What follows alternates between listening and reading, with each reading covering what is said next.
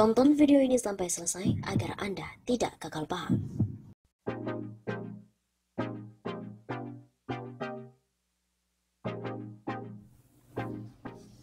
Sudah tidak ada lagi warga yang minta salaman dan selfie ke Jokowi karena muak dan jijik. Benarkah hal itu? Klaim bahwa tidak ada lagi warga yang meminta bersalaman dan selfie dengan Presiden Joko Widodo atau Jokowi saat berkunjung ke Yogyakarta pun beredar di Facebook. Menurut klaim tersebut, hal ini terjadi karena rakyat muak dan juga jijik dengan Jokowi. Klaim itu terdapat dalam sebuah gambar tangkapan layar, sebuah artikel di situs tempo.co yang berjudul Presiden Joko Widodo ke Yogyakarta. Tak ada lagi yang minta salaman dan selfie. Dalam gambar tangkapan layar diketahui bahwa artikel tersebut dimuat pada 28 Agustus 2020.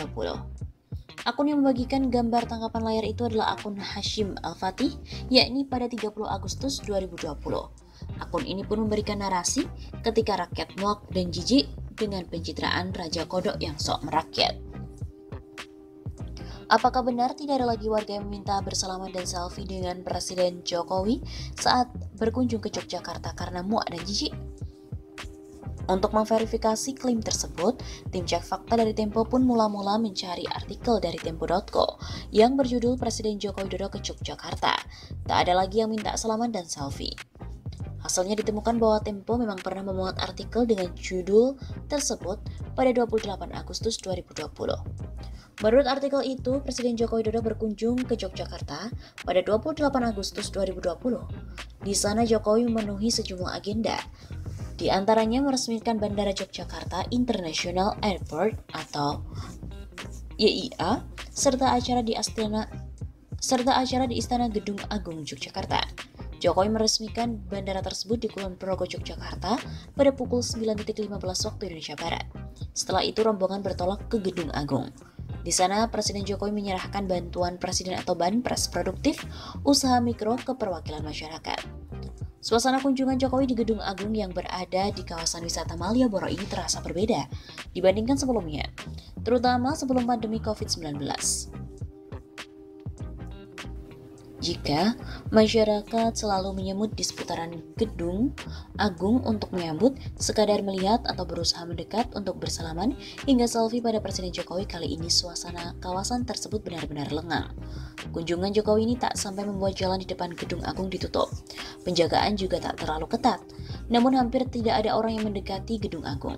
Belum ada informasi apakah di sela kunjungan pada kali itu, Presiden Jokowi akan berjalan-jalan di seputaran Malioboro seperti sebelumnya. Dalam kunjungan Presiden Joko Widodo pada kali ini, lalu lintas di Malioboro pun cukup lengang. Padahal sepanjang Agustus 2020, wisatawan sudah mulai memadati kawasan Malioboro pada siang maupun malam. Para pedagang di Pasar Beringharjo pun tetap beraktivitas seperti biasa. Objek wisata seperti Benteng Federberg di seberang Gedung Agung pun juga dikunjungi wisatawan, meski jumlahnya masih sedikit. Museum tetap buka seperti biasa, hanya libur pada Sabtu, Minggu, dan Senin. Ujar Anggoro, seorang penjaga Benteng Federberg. Saat Presiden Jokowi berkunjung, para jurnalis yang bertugas meliput kegiatan tersebut sempat tak diizinkan masuk ke Gedung Agung, meski sudah mengikuti sejumlah persyaratan protokol seperti menjalani rapid test COVID-19 dan juga ketentuan administratif lainnya. Pada akhirnya pihak protokoler Kepresidenan membolehkan para jurnalis yang sudah terdaftar masuk ke Gedung Agung dengan catatan hanya sampai ke ruang pers dengan fasilitas layar televisi yang menyiarkan kegiatan Presiden Jokowi secara langsung. Dalam artikel itu sama sekali tidak ditemukan informasi bahwa tidak ada lagi warga yang meminta bersalaman dan selfie pada Jokowi saat berkunjung ke Yogyakarta karena muak dan jijik. Tidak adanya warga yang meminta bersalaman dan selfie dengan Jokowi di depan Gedung Agung lebih pada suasana pandemi COVID. Berdasarkan pemeriksaan tadi, klaim bahwa tidak ada lagi warga yang meminta bersalaman dengan Jokowi saat berkunjung ke Yogyakarta karena muak dan jijik itu salah. Suasana kunjungan Jokowi di Istana Gedung Agung Yogyakarta yang berada di kawasan wisata Malioboro pada 28 Agustus 2020 memang terasa berbeda dibandingkan sebelumnya karena adanya pandemi COVID-19.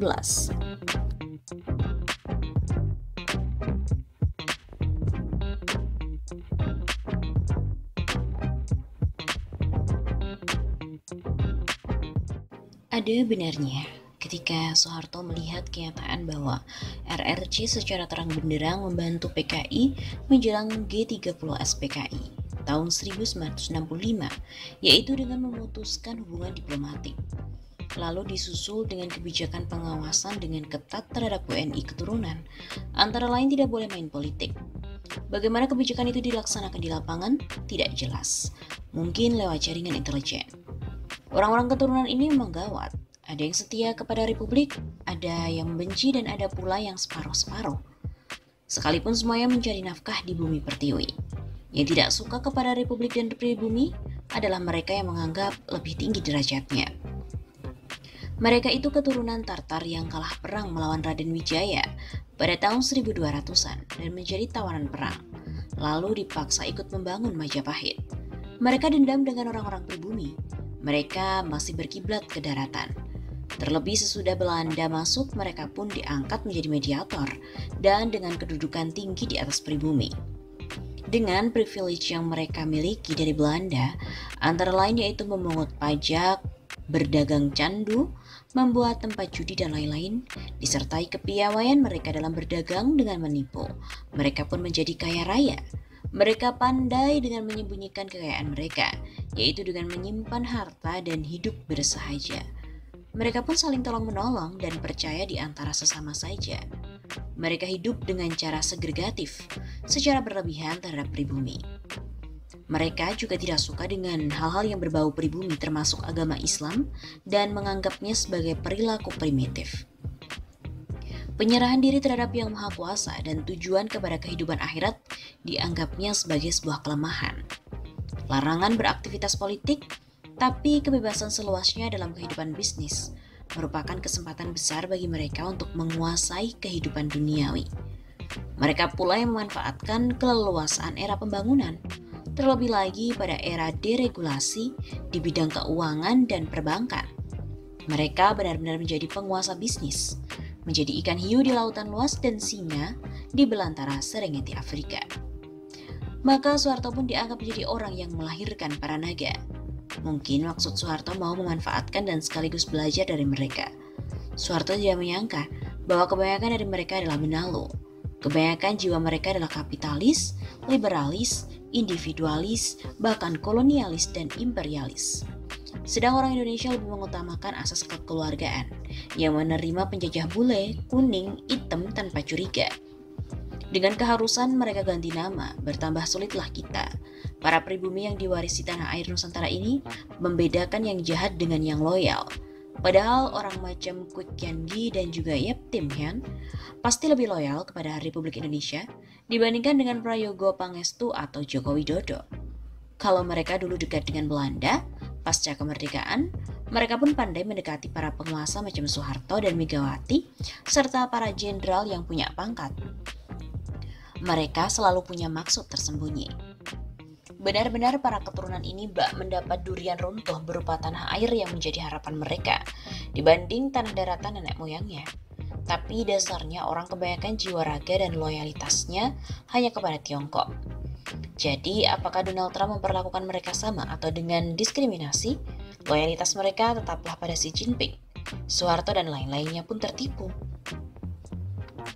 Di Indonesia, Soeharto dan para pembesar kita seharusnya melakukan kebijakan yang highly selective. Ini adalah bagian dari national security yang sama sekali diabaikan di Indonesia selama 75 tahun merdeka.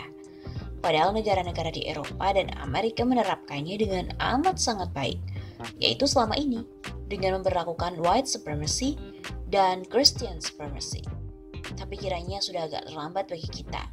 Kebanyakan dari para anak turunan dari Tartar ini sudah bersimah rajalela, menjadi amat sangat liar dan juga berbahaya. Republik ini sepertinya sudah terjajah, mirip bangsa Palestina yang dijajah Israel yang sekarang menjadi negara Yahudi. Penjajah Inggris pula lah yang membawa mereka tempat berteduh dari panas dan hujan. Seperti kita menerima para keturunan, puluhan, ratusan lalu ribuan orang-orang Yahudi berdatangan mulai tahun 1915.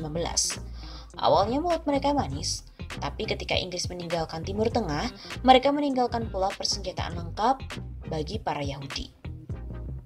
Mereka menjadi angkara. Dalam waktu relatif pendek, mereka menguasai bisnis, perdagangan, industri dan keuangan para Arab Palestina. Mereka pun mulai merampok tanah-tanah Palestina. Persis seperti kelakuan Ciputra, Sumarecon, Sinarmas, Agung Podomoro, Sedayu, Lipo, dan lain-lain. Lalu pada hari yang awalnya disepakati sebagaimana hari, yaitu Yahudi dan juga Arab Palestina berjanji untuk hidup berdampingan, ternyata menjadi hari deklarasi kemerdekaan Israel pada tahun 1948. Masyarakat Palestina yang mayoritas muslim tertipu. Pada hari itu orang-orang Palestina mulai diusir dari tanah airnya. Ada 600.000 yang dipaksa hijrah ke Suriah, Jordan, dan Lebanon, dan juga mereka dilarang pulang kembali. Itulah hari naas bangsa Palestina, hari penyesalan, hari yang amat menyedihkan, hari katastrofik, hari malapetaka, hari Al-Nakba, yang selalu diperingati dengan tangis dan air mata. Sejak hari itu, segala perjuangan bangsa Palestina untuk kembali berdaulat di tanah airnya selalu gagal. Presiden Harry S. Truman dan Amerika Serikat sehari kemudian mendukung terbentuknya negara Israel itu, lalu Inggris, Perancis, dan seluruh Eropa. Ribuan nyawa dan banjir darah yang mengalir dari bangsa Palestina yang berjuang untuk berdaulat kembali dibalas dengan semakin sempitnya wilayah Palestina. Demikian pula perang tahun 1967 yang merupakan perang koalisi para Salibi bersama dengan Israel melawan koalisi Islam bersama bangsa Arab, semakin menempatkan Palestina menjadi bangsa terjajah. Dengan tanahnya tinggal secuil sampai hari ini. Akankah Republik Indonesia dilindas dalam 3 hari, seperti yang dibilang oleh Gatot Nurmantio?